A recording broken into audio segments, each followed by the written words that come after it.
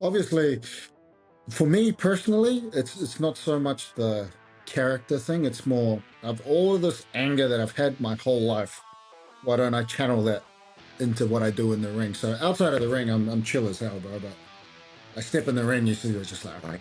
But I've always been like that, whether it's an amateur wrestling competition or a rugby game. I'm just a chill dude outside, but when it's battle ready, it's battle ready. You know?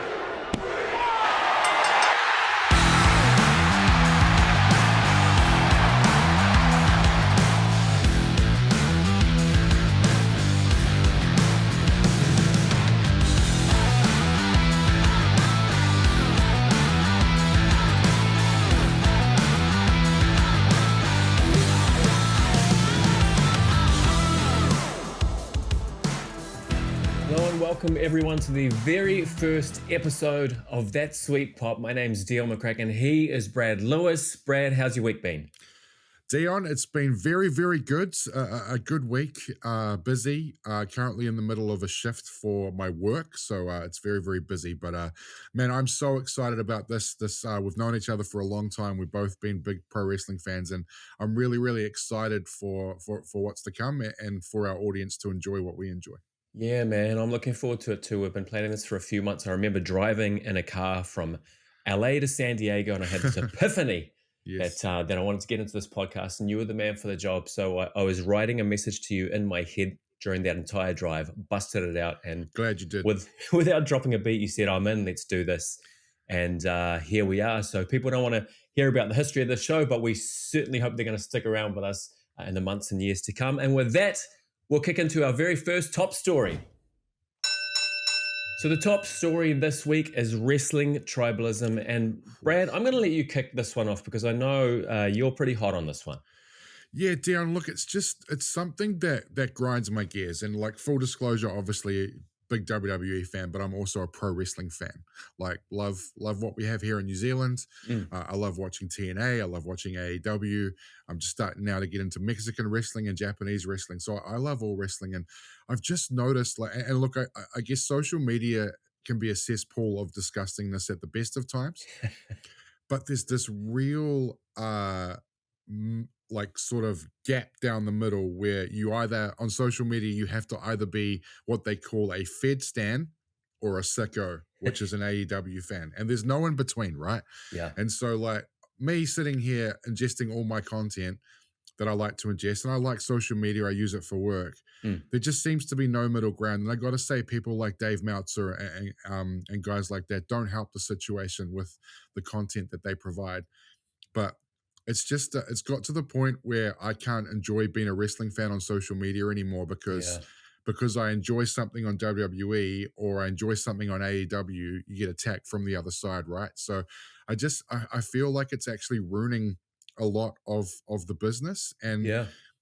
I do understand that it's a very, very small portion, but man, like, and a lot of it to me, I don't know if TKO are paying for social media bots, and I don't know if Tony Khan is paying for social media bots, but there just seems to be some hardcore social media accounts that are driving a narrative that can sometimes be quite false.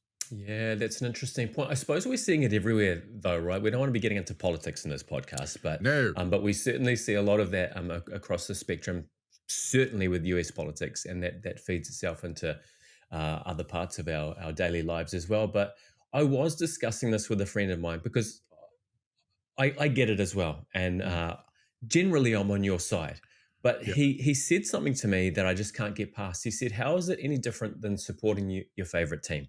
Now, I love my Northland Taniwha.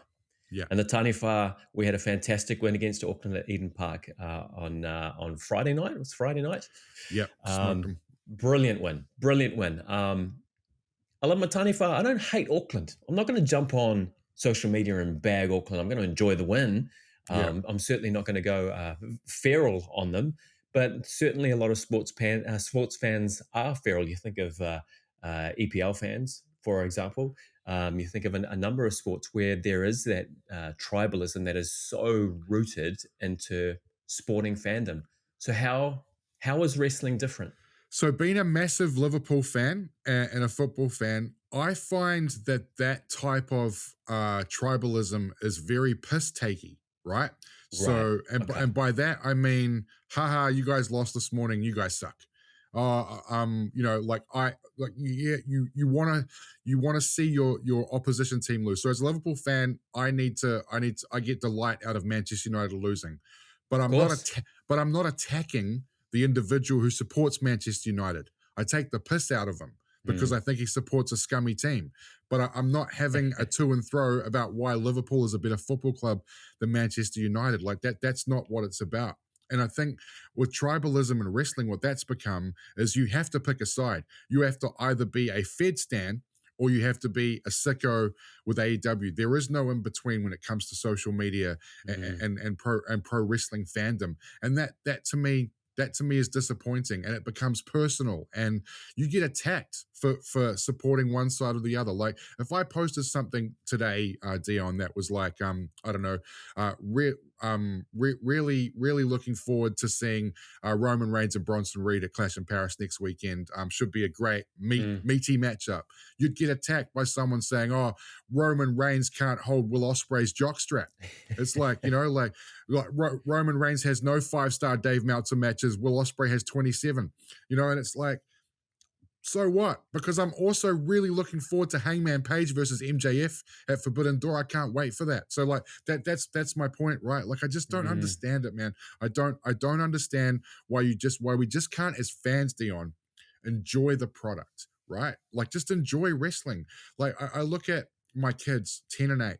They just love wrestling. They don't understand all this bullshit that's going on behind the scenes, right? Like that you have to pick a side. They just enjoy their product. They're not big AEW fans, but when we were watching the Happy Gilmore movie, Ethan, my boy, noticed MJF was in the movie. He also noticed Becky Lynch was in the movie, you know? So he induces wrestling content through YouTube, through like YouTube Reels and Facebook and stuff like that. My daughter's the same.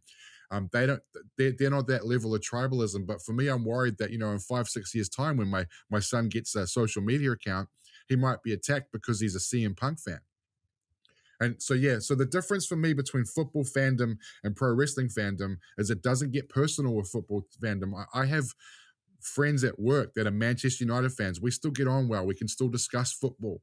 I feel like if I was having a chat with a sicko or a WWE stan, it would get personal very quickly, and it would blow way out of proportion. Do you think it would, though? It's just a bit gross. Do you think it would if you and the opposition view were to meet in real life? So you had an argument online, but you happen to be at the same show. Do you think that would spill over into the real world, or do you think it's just bravado of people on social media? Well, see, it's bravado of social media, because I would be willing to bet every single cent that I have in my bank account right now, which is not a lot, that the AEW stands watch WWE, and the Fed fans are watching AEW. They're just picking a side on social media, like you know, because what they do on these social media accounts, and look, jump on X and have a look, is that they're always picking apart what the opposition's doing, not necessarily promoting what they love.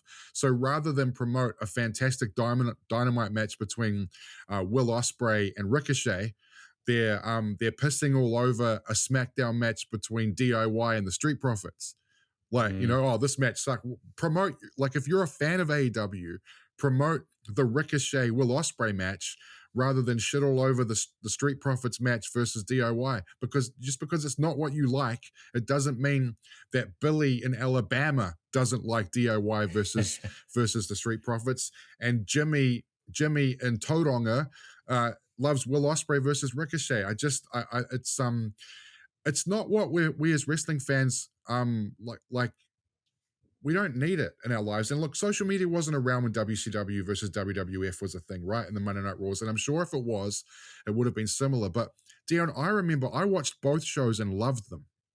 I love the NWO.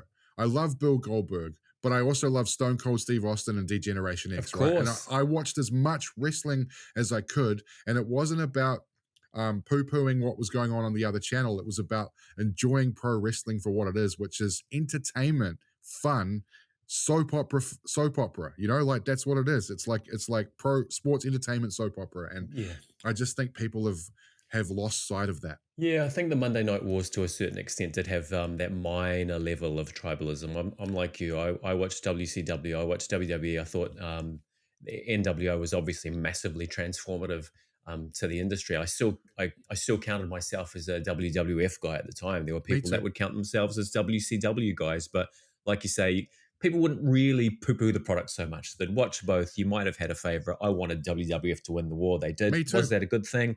Who knows? We could probably debate that for hours. It gave us WrestleMania 18, if nothing else. So it is an interesting point that we are at the moment. I've always said, though, Brad, that wrestling is a community in the biggest sense, where you've got talent from the minor leagues right up to the majors who are wrestling fans as much as anyone who buys a ticket. And we follow this fringe form of entertainment that a lot of people don't understand. We've got enough going against us versus all the infighting. But I think at the end of the day, it just comes back to a big philosophy of mine, which is just don't read the comments. Don't read the comments. Yeah, that's a great point. And I look at your backdrop and you have that amazing 1988 VHS poster that I think every pro wrestling fan our age would want to get their hands on. You have an AEW chair and a WrestleMania chair. You are a wrestling fan, right? And at the end of the day, that's what it comes down to. We love pro wrestling. It's why we're sitting here doing this podcast, and hopefully the thousands of people that have subscribed are enjoying the content. You don't need to pick a side. Just enjoy the product. Sit back. And if you don't want to watch WWE because you hate what Vince McMahon did for pro wrestling, I get it. If you don't want to watch AEW because you think Tony Khan is a jacked up Nepo baby, I totally get it. But just sit back and enjoy the product that you do induce. And sure, criticize it, but don't make it personal with other people, be it through social media or in your lives. Yeah, of course. Of course, wrestling fan first. Wrestling fan first. And speaking of being a wrestling fan, I'm a big fan of the guy we're going to talk to after the break. Yeah. From New Japan Pro Wrestling, our very first guest, Henare, straight after the break.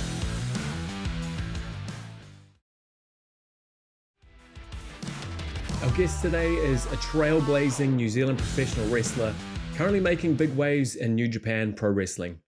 A proud descendant of Ngāpuhi, Ngai Takoto and Achu, this former national amateur wrestling champion had great success in New Zealand before joining New Japan as a young lion in 2016, evolving into a key member of the United Empire. He's held both the Never Openweight and IWGP Tag Team Championships, and in 2023 became the first mainstream Polynesian wrestler to wear a mata ora, boldly representing his heritage in the ring. He's currently rehabbing a knee injury back home here in New Zealand, and we're very proud to be able to speak with him here today. Introducing Henare. Welcome along, brother. Kia ora, boys. Thanks for having me. Thanks for inviting me on the show. Brilliant.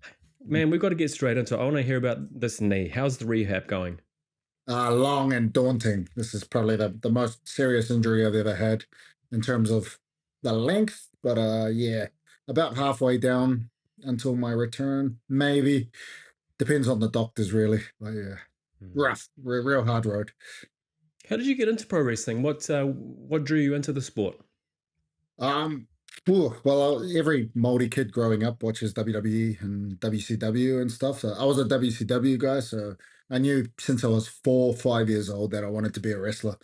But it was just a matter of what do I need to do? Where do I need to go? And there were local promotions that were working, IPW in Auckland at the time. And then I sent an email to this guy called Dion McCracken, and he said, hey, there might be a tryout coming out. Maybe apply for that. And then I applied for that, and that's how I got into pro wrestling.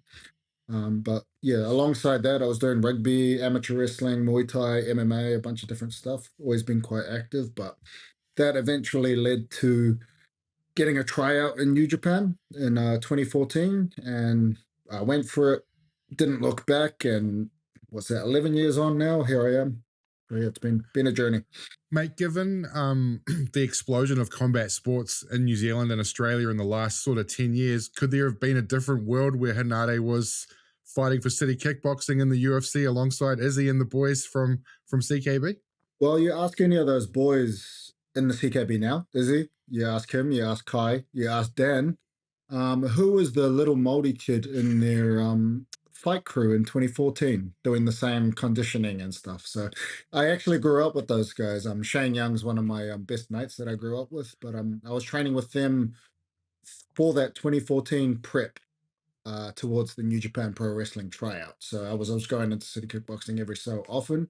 and also Mark Hunt was running his classes. So yeah, I've done MMA fights as well, but just combat sports, martial arts, they've always been kind of my passions. And New Japan Pro Wrestling is sort of like that, the middle ground. It's pretty much everybody comes from some sort of combat sport, martial arts background before getting into the dojo.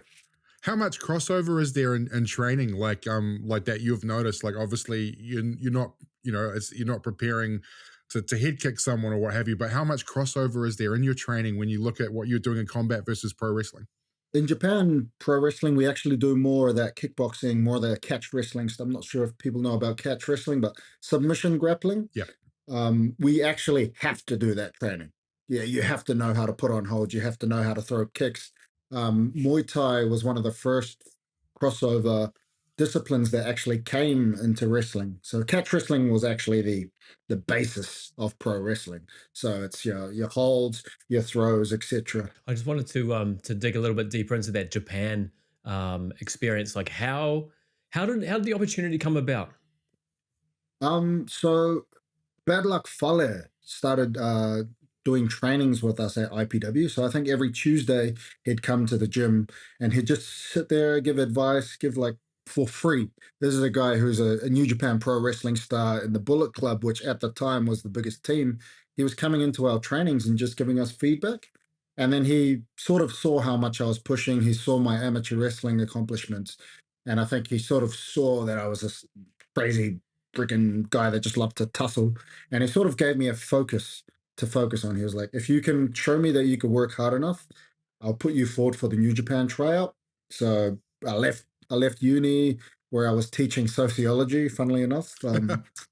Put my last exam, put the pen down, bam, went to train with Fale, and that's what I went towards the tryout in 2014. And I was the only foreigner that got through. For out of 35 dudes, there were 3 guys that made it through. One guy got injured, so there's 2 of us left from 2014. There must have been a bit of a culture shock and a double whammy kind of a way to a certain extent. A, daily life in Japan, and B, the wrestling business itself. How did you find that culture shock? What were the biggest obstacles you had to overcome, and what do you enjoy the most about Japan now? They for me, just being a Maori, it wasn't too much of a culture shock to me. So it was like they sort of they work by the same principles we work. If your elder tells you to do something, you do it. You shut up. If you're told to do the dishes, you do it. It's just ingrained in their sort of culture there. So culturally, wasn't too much of a shock. But the wrestling was different. So I was used to like wrestling maybe once a month, but in Japan, you're training 6 hours a day, 6 days a week. Yeah. Just on that, full disclosure, I've only recently started sort of watching Japanese wrestling. Like, I've gone back and watched a lot of the old stuff. I've been a pro wrestling fan for almost as long as Dion. I've just never been exposed to that. It's a fascinating product, Henare, when the audience applauds every move, and you can feel the respect that the crowd, that the fans have for every single competitor, be it heel, face, somewhere in between. Like, is that something that you really enjoy? Is that camaraderie that you guys have with the audience? I think it's more that they understand, like it'll be like, we know how hard it is to make a Northland rep team top time. They're playing right now.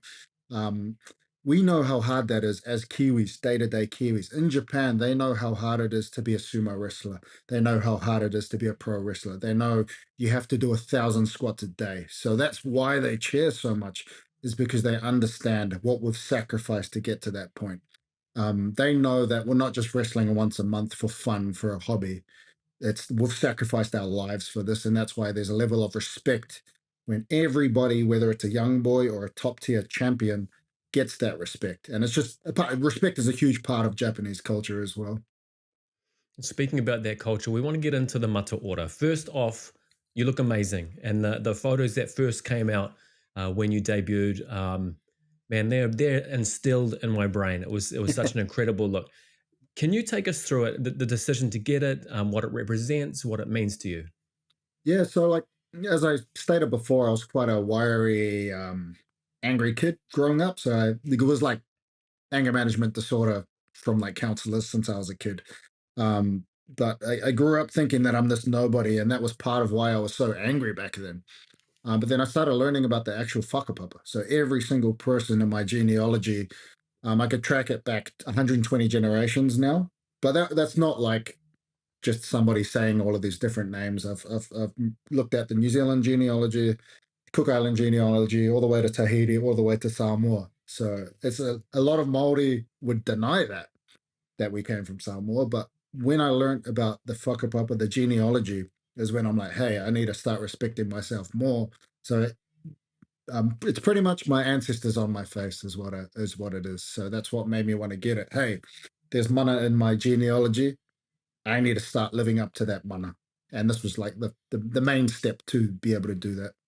Did you have to get clearance from the office, and were you concerned in any way as to how the Japanese fans and public may react to you?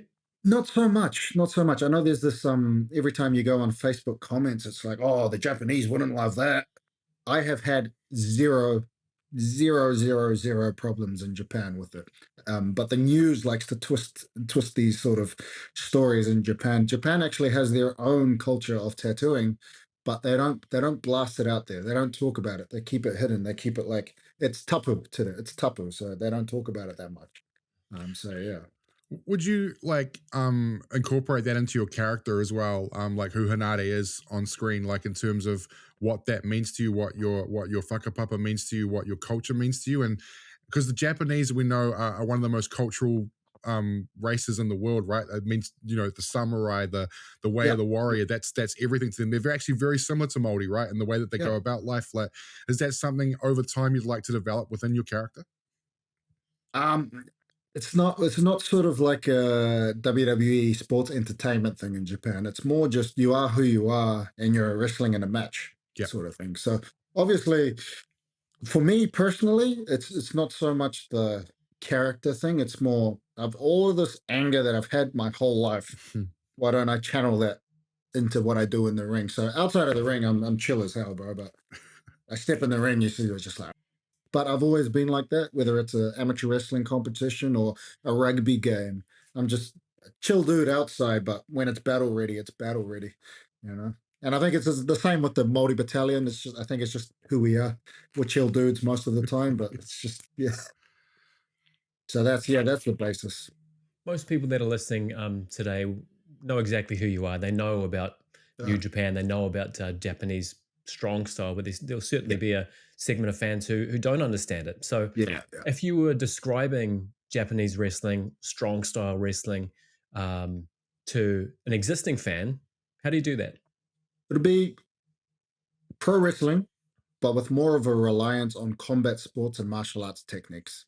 So whether it's for me, it's the evolution of catch wrestling. So back in the day, in the carnival days, you'd have a guy who would wrestle random people in different towns. That's how pro wrestling started off. And then throughout the times, I say, how about we chuck this guy in a costume? How about we make him ferocious? Oh, look, there's a giant guy over there. Let's put him in the ring next week. And then they found out, okay, all of these different attractions are what people are into. And that's what eventually grew into, you go get guys like Andre the Giant or Hulk Hogan, who was, both of them were in Japan as well. It's similar, different stylistic differences. So if you, to bring back to like Israel Adesanya and that, what makes Israel different from another just as skilled heavyweight?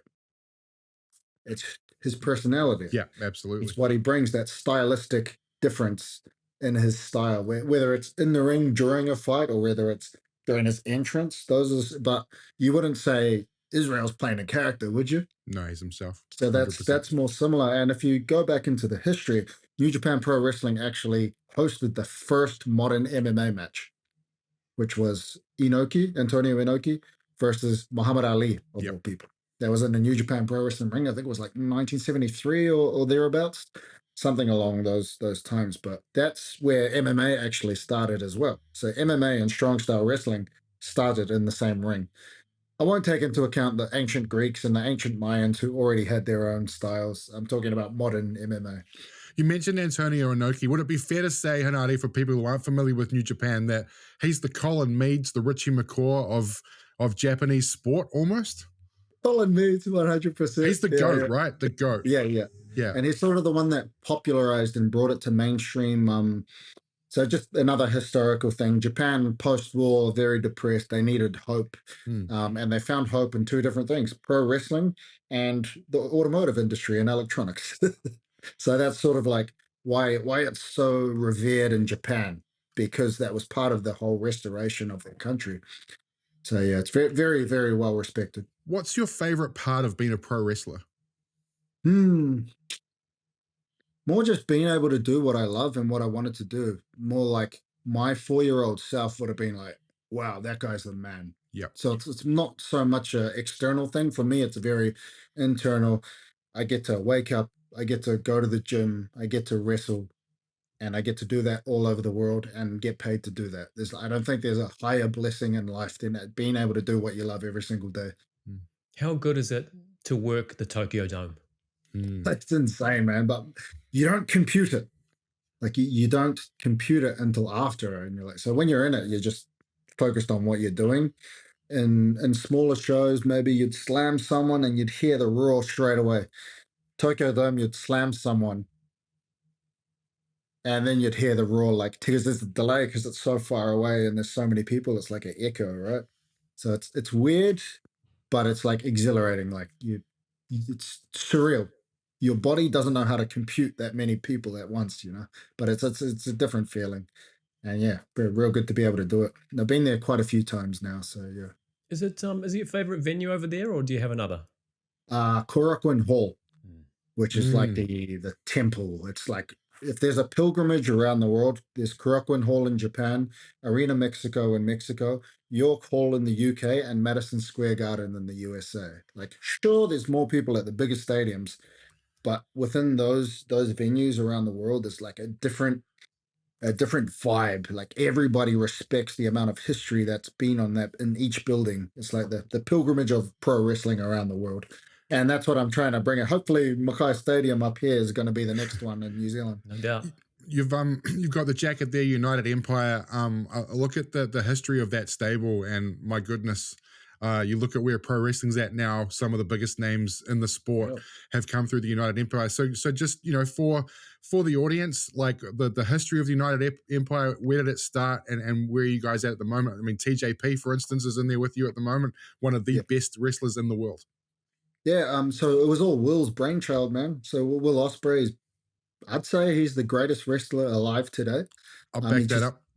Crazy, absolute crowd. I don't know how he thinks about the stuff that he does. I've been there with him when he's just like, but he's a savant, like a pro wrestling savant. I have no idea how he does this stuff, but he actually was going around the world. So he came to New Zealand. He went to Japan. He went to the USA. He went to all of these different countries, and he was scouting for people. So he's like, he had an idea that I'd create this team of people made up of everybody from all over the world, the best of the best all over the world. And he went so I was his New Zealand pick. He had obviously himself from England, Jeff Cobb, he's Hawaiian. He's American, but he's Hawaiian.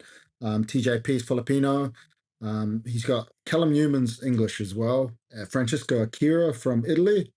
I think that was all of them that were chosen by Will. But yeah, since Will left, we've sort of been in disarray, and I had way too many championship matches last year that I ended up getting injured, And I'm not sure if Will's mentioned it. Not sure if you can see that, but it's the scar where my head was cut in two, and blood was squirting out. He mentioned it on Van Villett's podcast or something. But yeah, it was Will's idea to get all the best wrestlers from around the world, and each of us have one thing that we're better than anyone at, So like Jeff's got his power. TJ is, like you said, one of the most gifted technical athletes in the world. Callum, I don't think there's a quicker pro wrestling athlete than him. Me, I'm just a tough guy. That's what I bring to the table. And good looking. Very handsome. Only with this on. Take this off. Now, notwithstanding the fact that you're back in New Zealand for an extended period over this darn knee of yours, you're big on giving back to the business. Your roots are here, and Aotearoa Wrestling is something that obviously you're helping the groundswell of the resurgence of New Zealand wrestling, which has been ongoing for quite some time now and continues to grow. What are you hoping to achieve with the promotion? Honestly, man, my whole goal was to bring wrestling back to the forefront, because like back in the day, wrestling was number 2 next to rugby. And everybody in New Zealand knew on the mat, on the mat, on the mat. All of these guys, Robert De Bruce, freaking John Da Silva, these were household names back in the day. I think Rick Martel wrestled here too, didn't he? All of those guys, yeah. Rick Martel, Andre the Giant came here, Ric Flair, Harley Race, all those generation of top tier, world class, world heavyweight champions came here. And if you didn't wrestle in New Zealand, it used to be one of those pilgrimage points back in the day. So I wanted to get it back to that spot where our wrestlers can make a living doing this. Because when I was coming up, I was told, oh, you'll never be able to make money in New Zealand wrestling. It's just impossible. But that was their way of justifying not having to work to that level. And I mean, I still talk to the old trainers now. I still respect them. They were the ones that first let me get in the ring there. But we have to level up. We have to be on that level that we are at overseas. And that's what I see my goal is, pulling everyone up to that level. It's very hard because once you've learned a bad habit, it's real hard to unlearn that habit. So that's the biggest hurdle that we're going. So whether it's a technique thing or whether it's the way we present it to people, the way I've been approaching it has been families, Kiwi families, man, we're getting robbed left, right, and center. Wrestling's like a nice, cheap, unique entertainment thing you could take all the family to for half the price that you go to the movies, and it's just as entertaining, if not more so. So that's what I want to get. All the families up and down the country come into wrestling again. And you've got a big show here in my hometown, September 13th, Mackay Stadium. I'm looking forward to that. I'll be there supporting you and the boys. I'm coming too. Sweet. Let's sit next to each other. I'm really interested though. November 8th. November 8th. Dewdrop Arena in Auckland. What's the plan? Oh man, the biggest wrestling night in New Zealand. That's what I want to take it back to that. So we've been hitting around 900 to 1,000 people, which is significant in New Zealand's sense. Overseas, that'll be just a normal crowd. Like in Japan, that'll be a small one, but we need to start small, but we're trying to make it bigger and bigger. And I've gone up and down New Zealand trying to find like the best guys to bring in and to put into this event. South Auckland, the old Vodafone Event Center, Dewdrop Arena, it's called now. But if we could do that, we could show these people. We could sell our arenas, just like MMA, just like kickboxing. We could. This is something that people can go to every day. In the streaming world, and we've just seen the TV deals that AEW, WWE, they've all done recently. Is there a world where a YouTube or a streaming service could go, you know what, we need as much content as we want. We're going to grab Aotearoa Wrestling and have it, once a month on our streaming service. Could you see that being a possibility? 100%. We've had quite a few people reach out for that. I just don't think that they understand how much work goes into a wrestling show. Because, you could get high school rugby first 15 1A 1B on TV 100%, but are you going to present it in a way where people know every single one of those players? That's the hard part. So it's making sure you've got the right faces, the right superstars out there, because there's a lot of people that sure you're the top guy in your promotion, but nobody wants to pay to see you. What do you do to captivate people? Just coming back to the whole stylistic thing about Israel, why do people want to come see him? Sure, because he's a good fighter, but he's entertaining as hell, whether it's on the mic or whether he's just dancing in the entranceway. That's the stuff we need to train. And that's the thing, right? Like, I'm a big combat sports guy, and like, people want to watch Conor McGregor fight because you either want to see him win or you want to see him knocked out. And I think sometimes in pro wrestling, modern pro wrestling, that's gone. Like back in the day, you either wanted Hulk Hogan to win or you hated the fact that he won all the time, so you wanted to see him lose. And I think like that's something that we're missing in pro wrestling these days. I think that's more independent wrestling. So independent wrestling, the people that watch independent wrestling are wrestling fans. But what makes WWE different, what makes New Japan different, is that they're appealing to everybody, not just wrestling fans, which is what a lot of independent companies, I'd say 80 to 90% of independent wrestling companies don't understand, is that, especially in New Zealand, Dion, you probably know more than me, but it's probably something like 2,000 people in New Zealand regularly watch WWE. Does that sound about right? Oh, do you know what? I would imagine it would be much more than that, but those numbers have always been kept very close to chests. It's top 5 or it is top 5 or 6 Netflix every week in New Zealand, so I guess they're doing all right. But I wouldn't know what the numbers are. Yeah. And then, but then, how many of those would then pay for a ticket to go to a show? Yeah, Not enough for WWE to announce their show and then cancel multiple times since, right? Yeah. So that's just a gauge of, okay, that's why people think there's not a market here. But if we plant the seeds, if we water the plants every day, if we give it the right nutrients, it's going to grow no matter what. It's just like, yeah, I've seen it all over the world. I've seen all the good things people have done, all the good things companies have done, all the bad things companies have done. And I think there's such a market for it ready, the potential in New Zealand to grow. You're in one of the current state of wrestling, like mainstream wrestling. I'm talking New Japan, AEW, WWE, right? Like the 3 biggest promotions in the world. What do you think the state now? There's a lot of tribalism that's come into pro wrestling, and I feel like which grosses me out. And I feel like if you people want you to pick a side, I just love pro wrestling, mate. I just want to watch.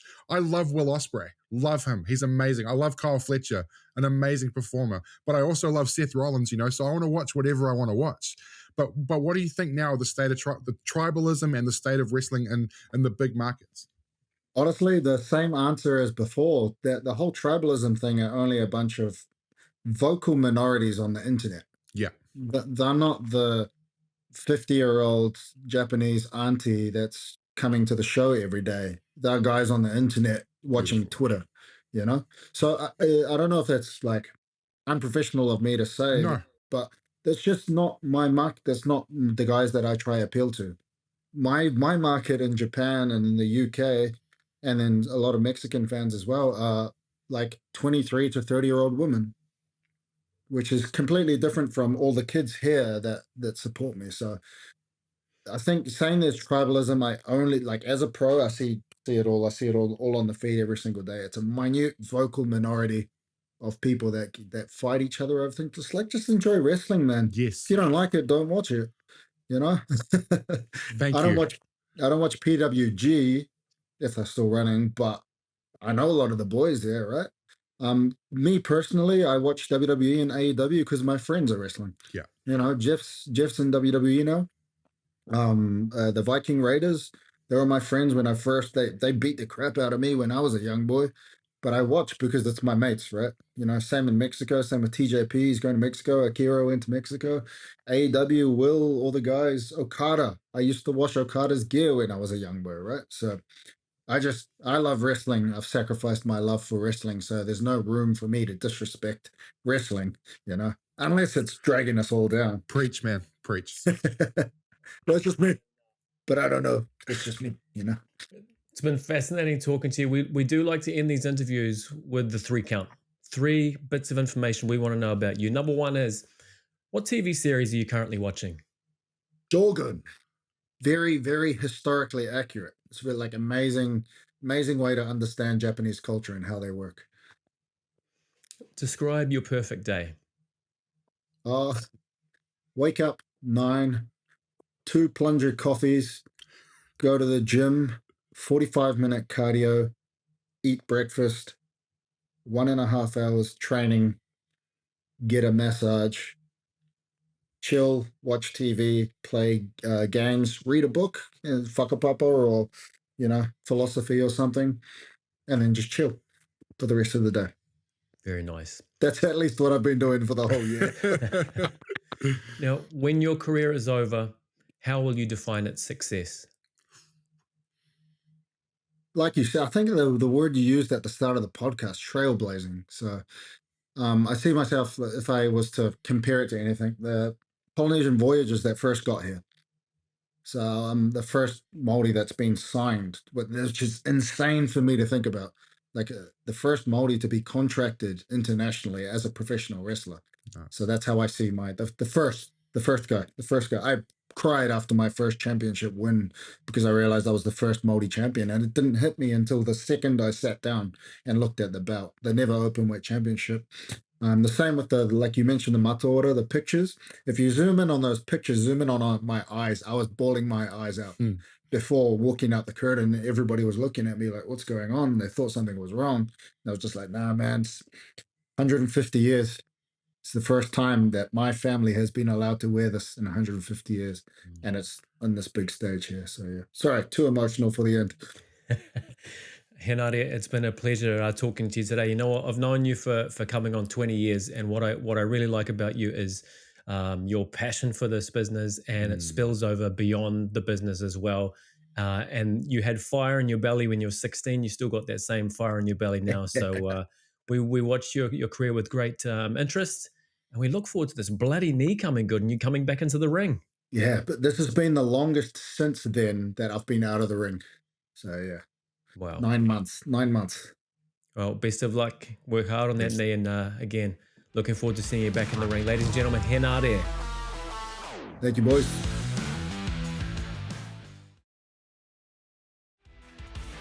Okay, welcome back, everyone. Henare.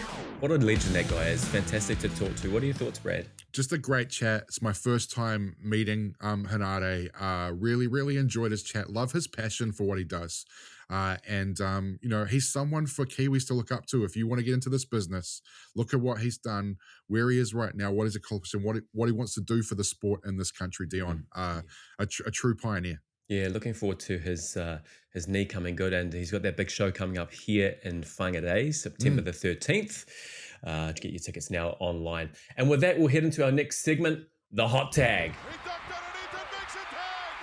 Kicking things off in the hot tag this week, Chris Jericho returning to WWE. What do you think about this, Brad? Yeah, look, it looks to be, it looks like the dominoes are falling at Dion. His contract's up at the end of the year. I can't see why Tony Khan would want to keep Chris Jericho on. I get it. He's a big name. He was the benchmark for AEW. He helped them get that TV deal. He was their first big signing, but the money that he would want, I just can't see Tony Khan with the way that he's trying to position his company now, moving forward with younger talent.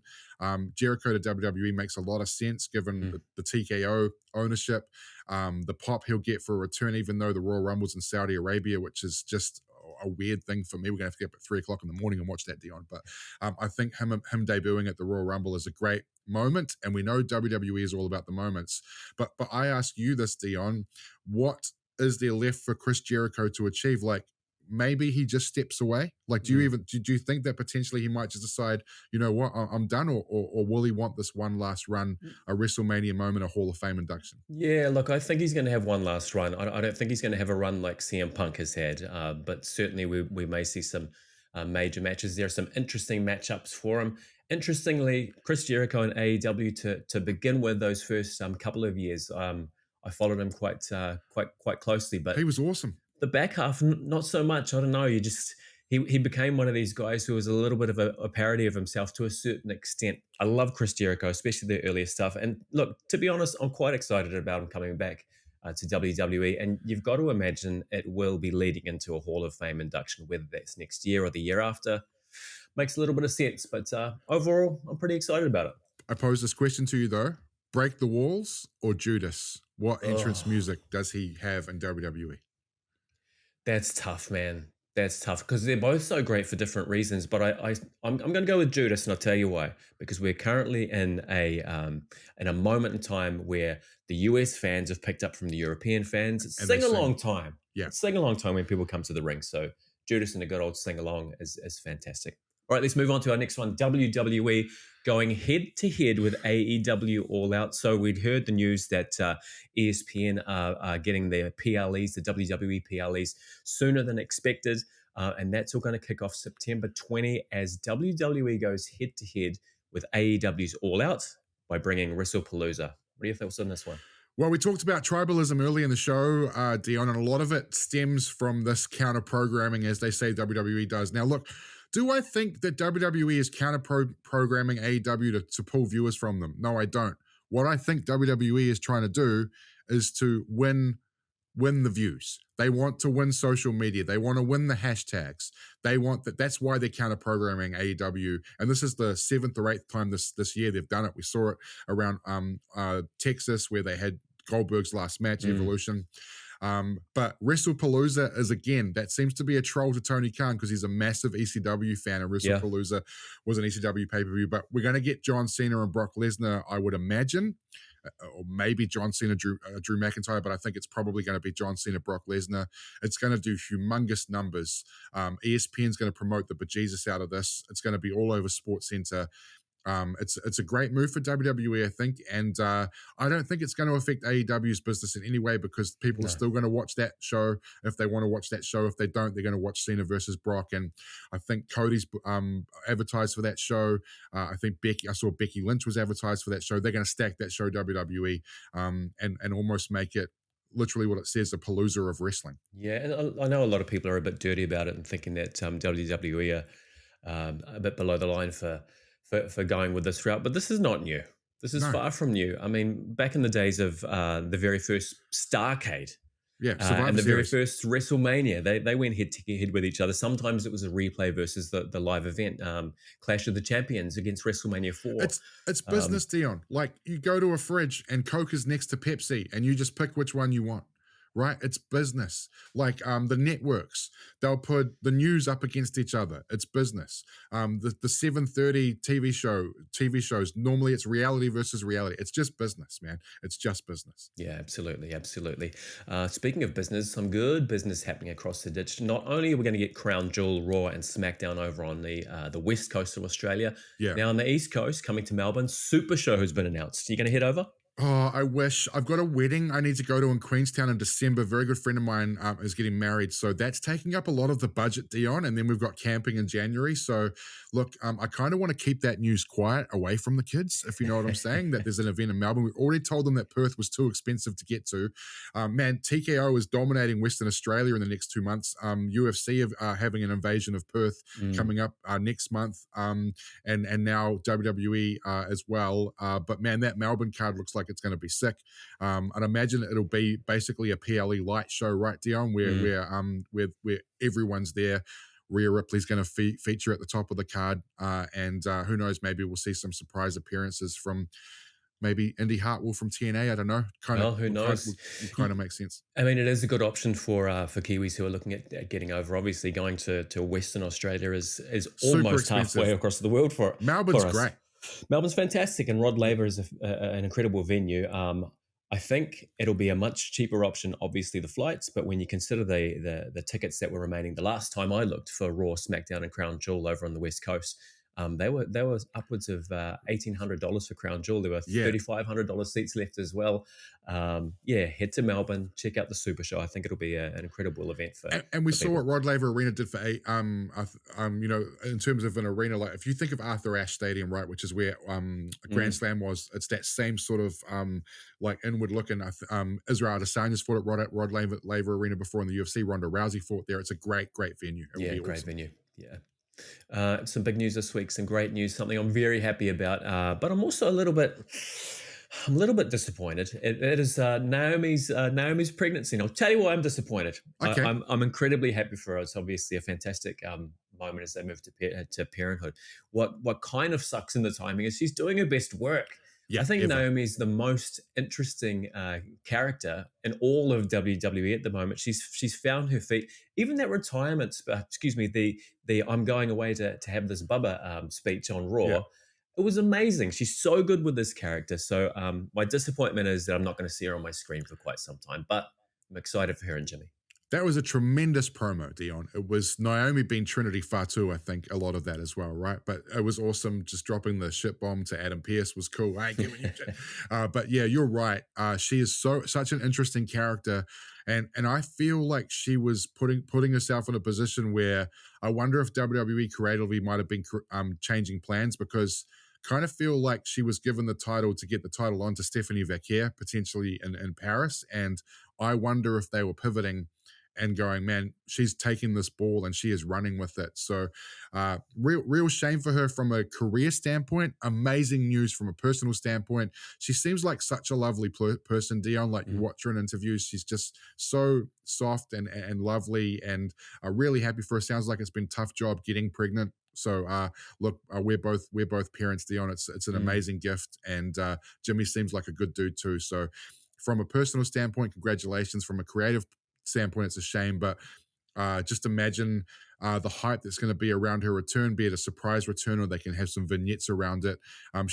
They can just pop her right back into that main event picture, put her in a program with whoever the champ is at the time for the bout, and we'll be away laughing again. And she said, like literally, it's 9 months and change, ladies. I'm not waiting 2 years. I'm coming back, even if I got my baby in my arms. So I think she realizes at 37, 38 that she's closer to the end than the beginning. And she's doing the best work of her career. I think she's fantastic. And I actually can't wait for her to come back. She's going to be awesome.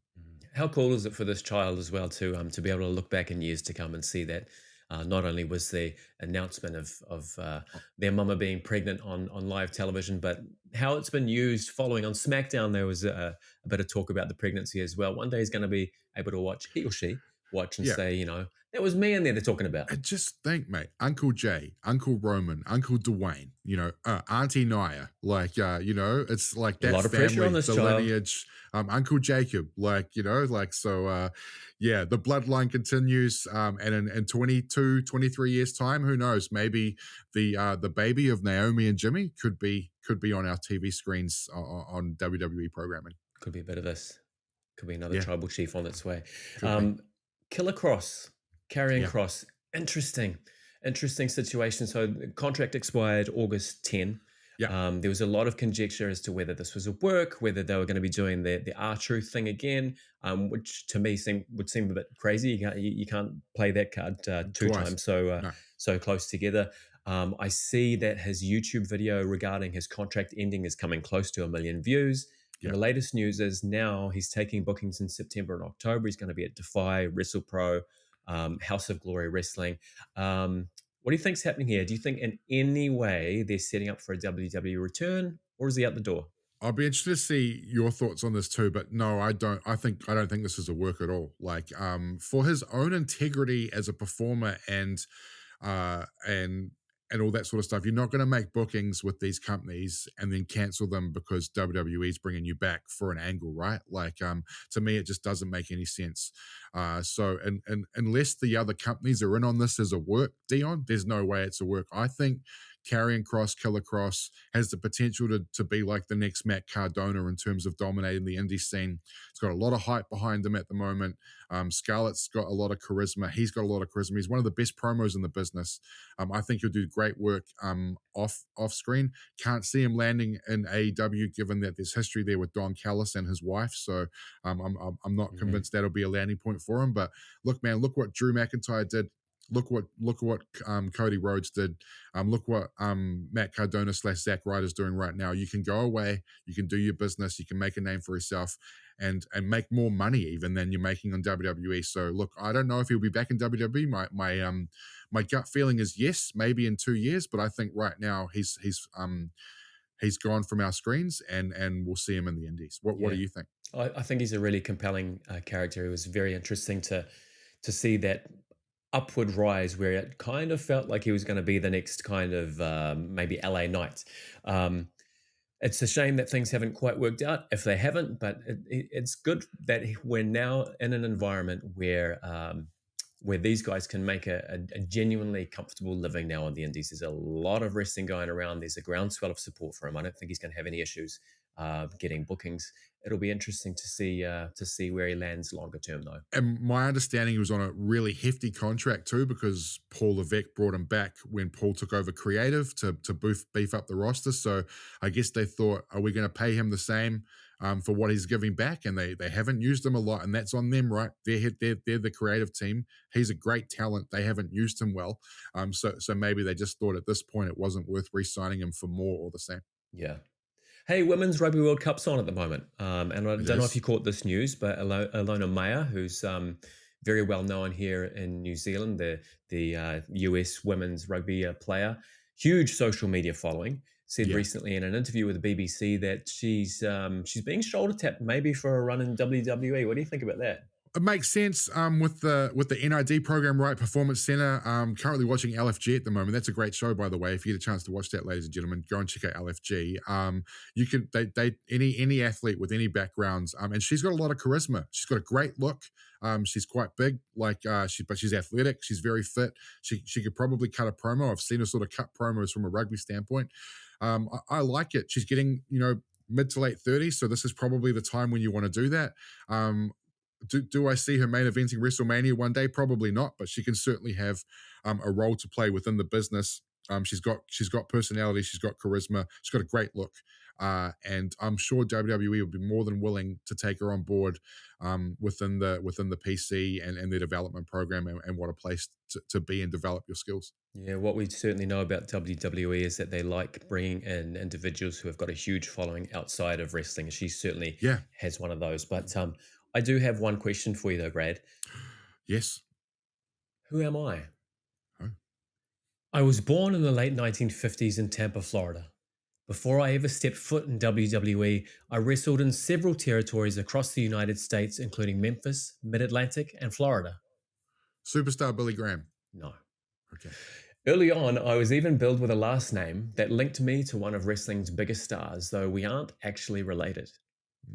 By the early 1980s, I was landed in WWE, where my look was just as important as my wrestling ability. Seems a bit harsh, doesn't it? I became closely... Very Vince McMahon, though. I became closely associated with one of the most famous names in wrestling history, teaming with him regularly inside and outside the ring.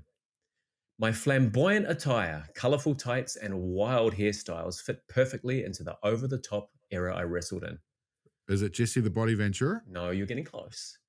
I was once part of a match promoted as the biggest tag team match in history, closing a WWE pay-per-view event. In 1990... Is it someone from WrestleMania 1? Was that the biggest tag team match? That was not. That was not. I'm not sure if he was in WrestleMania 1. Possibly. Keep going. You're going to get it with this one. In 1990, I survived a horrific parasailing accident. Brutus the Barber Beefcake. Brutus the Barber Beefcake. That was Brutus and Hogan versus Macho and Zeus? Is that the tag team match? That's it. Right. SummerSlam 89. And SummerSlam 89, interesting you bring that up. There's a few events that really resonate with me with Brutus the Barber Beefcake. And again, men of a certain age that followed superstars of wrestling will remember it well. He was going for the Intercontinental Championship against the Honky Tonk Man, SummerSlam 88. Outlaw Ron Bass beat the crap out of him. Couldn't compete. And of course, then the Ultimate Warrior in 31 seconds stepped in and beat the Honky Tonk Man at SummerSlam. Wow. What a time to be alive. And he was booked to win the Intercontinental Championship at SummerSlam 1990 before, was it Kerry Von Erich? Texas Tornado, yeah? And he was booked to win that. And then obviously he was, like you mentioned, there was the Honky Tonk Man match in 88 where kayfabe, he was beaten up by Outlaw Ron Bass and Warrior stepped in. But yeah, his career would have taken a different trajectory because he beat Mr. Perfect at WrestleMania 6. And then Perfect won the Intercontinental title. And then, he was booked to beat him in 1990, but obviously the parasailing incident put that to bed. And then became Zodiac. He became all sorts. And the Butcher. And the Booty Man. Yeah. And the Man with No Name. He had a lot of WCW personas did our Ed Leslie. Yeah. He gets a rough time. I liked him though back in the day. You know what? I managed a team. I'm not sure if you know this, Brad. I managed a team of guys for IPW at Armageddon in 2016, and on the opposing team, Brutus the Barber Beefcake was managing those guys. He took exception to me breaking up a 3 count and then proceeded to knock me out cold. I was going to say, did he put you in the sleeper? He did not put me in the sleeper. He hit me with a big right hand, though, and I went for a little bit of a nap. But after the show, I happened to see him. He grabbed me and he said, "Hey, thank you for the sell, brother." So I did. I appreciated that. All right, well, that wraps things up for this segment. We're going to take a quick break, and then we'll wrap up the show on this very first episode of That Sweet Pop.